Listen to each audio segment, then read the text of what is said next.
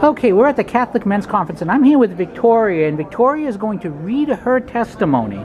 And because this is a thoroughly modern age, she's got her testimony on her smartphone. So we're going to hear her testimony, and then we're going to talk a little about it. Victoria, the floor is yours. Read away.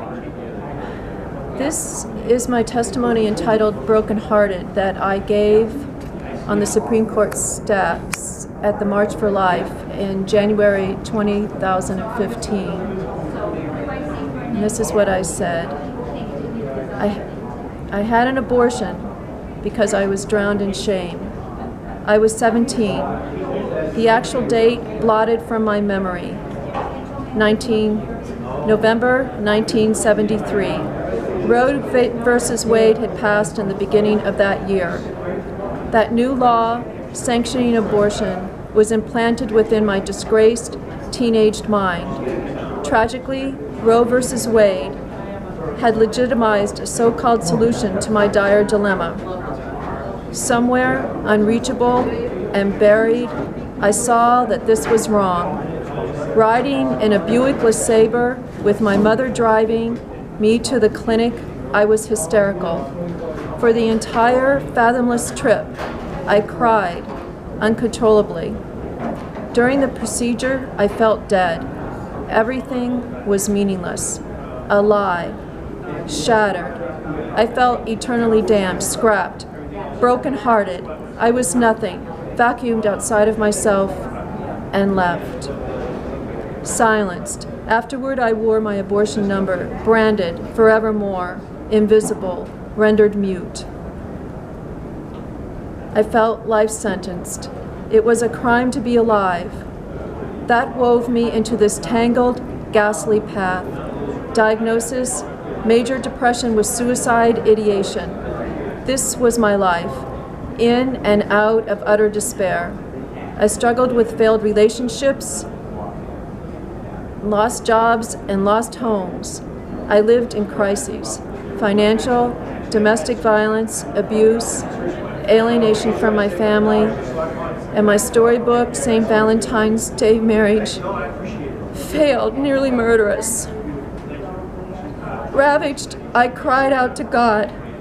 He heard me from his holy hill. Mary placed her mantle of protection over me. I found true healing through countless anointed priests. Clinging to my pearl rosary, I was led to Rachel's retreat, Project Rachel.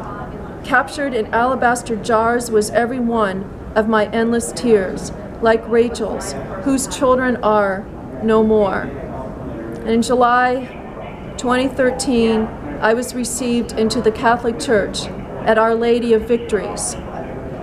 Once those tears had drowned me in shame.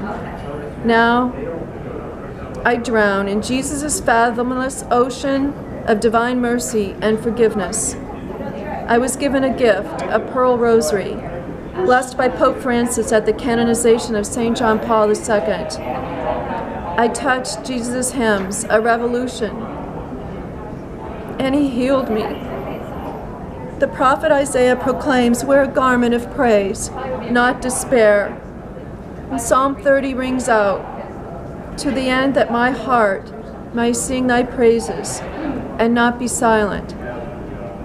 And that is why I am silent no more. Victoria, that was even said a year after the fact. That's incredible testimony, and I'm reminded of it by something my priest once said, my pastor years ago, who told me that abortion is the abandonment of hope. It's saying that you cannot. And now I see you today. You're at the Catholic Men's Conference. You're passing out flyers and so forth. This prayer, the prayer of divine mercy, to people who are here to attend. And you're very active in fighting abortion and, more importantly, spreading the word of Christ. This purpose, how has all of this changed you in the last 3 years since becoming into the church? I mean, you're describing despair and now proactive action. The change is utterly miraculous. I've been working with a number of priests and I work closely with one priest, actually in particular, Father Joseph McDermott, who now is at the Blessed Sacrament Parish in Walpole. Formerly, he was at the Immaculate Conception Church in Stoughton, and he attests that my conversion is absolutely miraculous. He stated when I began speaking with him, maybe about 4 years ago, in the midst of the tragedy of my marriage, he said I was, as quoting him, I was a basket case, and now he can see how it is that Mary has been leading me, and I've actually been led through so many doors of mercy now. My life I'm being repatterned, like it is that the scripture says, that you can put off the old and put on the new and become new. It's the truth. I never could have imagined that I could be filled more and more with a sense of purpose and holiness, that grace is, Jesus' grace is in our hearts, and that we can lift up our hearts to His holiness, just to know that we are His child, and that I was seeking the thread of God. I only was seeking the thread of God when I married, and I had thought I was marrying a very holy man, and he has a very serious addiction, and he's not willing to do the work or get the help. But it was through the tragedy of my being on my knees, being betrayed, and I was able to call out to God. And I learned when signing the application for my marriage license that my baptism date is May 13th, which is the feast of Our Lady of Fatima. I didn't know anything about that. I wasn't in the church at that time. Again, I was seeking that thread of God. And I was seeking a thread of God because actually at one point I heard a newscaster say that our country was hanging by a thread. And I thought, oh, that thread is the thread of God. But I was still in a state of despair in a lot of ways and looking for hope and healing. And so, and this was before I was brought to the church, it was before I married, and I want to say more about this thread that I was seeking because my mother had sewed a lot of my dresses for me as a child. But what the mother pinned, when she pinned her daughter's hems, was to pin her identity. So I essentially was trying to claw my way out of this, what was an annihilation. And that's how the marriage was apocalyptically converged, and what it is that I was trying to claw my way out of. And that thread I have found has been threaded through the rosary. That thread of God is threaded through the rosary. And this is a rosary that was given to me at the Planned Parenthood in Boston last August when I went to pray there for the first time, because I knew that I would be speaking for the protest for Planned Parenthood on August 22nd. I gave my testimony in order to help protest Planned Parenthood. And so when I went to pray, a man who has a ministry for the unborn, Frank Porter, who makes these rosaries, he gave this to me. And here is pictured Our Lady of Guadalupe, who is the patroness of the unborn, and how it is that she appeared to St. Juan Diego in the 1500s. And her image is imprinted upon on his cloak. And so this all ties into this whole fabric of being and threads and image. My image was a sense of, I had no sense of myself in God's image. And it's actually interesting because you, in your testimony and in what you've been saying, Victoria, you describe a person who's broken, a person who's lost, a person without confidence, a person who can't face life. And yet, you're here, there's 1,000 people here, most of whom you have never met. In fact, you only met me today. Yes. And yet yet you have the strength now to go up, to approach them, to go to complete strangers, offer your testimony, offer the prayer, offer the thread of Christ for them to grab. And that's an incredible transformation from despair to hope. Absolutely. Again, it's been life-changing. It's been miraculous. The words in the Bible are no longer just words. They're living cultures. like a, oh, I'm sorry, now I'm faltering a little bit. Well, that's but, that's all right. So it's like it's something that's come alive and it grows. But as I'm thinking about this, so you're here today. During the week, do you pray at other Planned Parenthoods? How do you spread this message outside of venues like this, or do you go to Catholic events and give this testimony and do this often?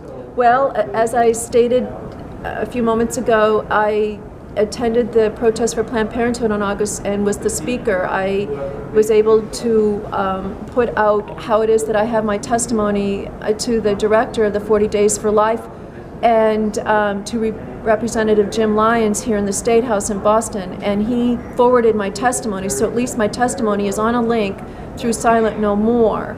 And so that's silentnomore.com, so people, you can Google, if you want to see that testimony given other than just the reading, you can go to that website and grab it, by the way. Silent No More. And at the protest for Planned Parenthood on August 22nd, what is amazing is that August 22nd is the feast of the Queenship of Mary. And that's a testimony to how it is that there's a divine orchestration, how it is that Mary is so wants for us to see ourselves as children of God and to not be murdering the children, and because they've become like little Jesuses. Herod wanted to kill Jesus, and these babies, I was told by word of knowledge by a brother Henry from Uganda who has led me through a lot of this healing, and he said there's someone here who has been crying, and she has stopped crying because when I was first married, I was crying nearly every day for 2 years. 2 years, I'm not exaggerating. And he said, you have stopped crying. I knew he was speaking to me, but you're still crying in your heart. And he said, you've had children who have died before their time, but God sees them, and he has them. And that right then, that was about 2 years ago, I was released from any sense of guilt that I could not be forgiven. It's been a process. And if I may just say then that Feast of Mary's Queenship then is a testimony to Mary as Queen, as our loving Mother of Mercy. And I had heard the words in my heart through this healing process, make me the Queen of Heaven. And that was before I was Catholic or knew anything about the Rosary. So those words came from her. And thank you. And then one last thing I want to ask you. Now, again, you've talked about how you had guilt and now you have mercy, and of course this is the year of mercy. What would you say, if there's one thing you could say to a young woman who's considering abortion or being pressured into abortion by either family or the father of the child or her friends, or a woman who has had an abortion who thinks she cannot, who can't face it, or who is having trouble after it, what would you like to say to them? I would say absolutely do not have an abortion. You will regret this the rest of your life. You may not think so, you may not know, you may feel desperate. Go to a pregnancy resource center.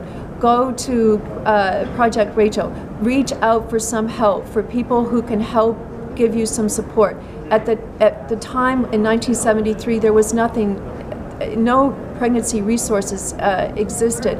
I didn't have the help of even the school nurse from my high school. My mother and that school nurse helped lead me into a clinic. I didn't have any help. There's much more help now. There's stories like mine. Do whatever you can to just know that you can survive with your baby. You will regret it, and please just reach out for some help. You can find it through the internet, through the yellow pages, through a church. And people will be shocked to find out how much help there is out there through the church and through faithful Catholic organizations and like that people just are not aware of to save their child. Well, Victoria, thank you so much for your time. Thank you for your testimony. And thank you for stepping up, because by you stepping up and listening and putting out that thread of mercy, other people will catch it and be saved. It's a wonderful thing. Thank you. Thank you.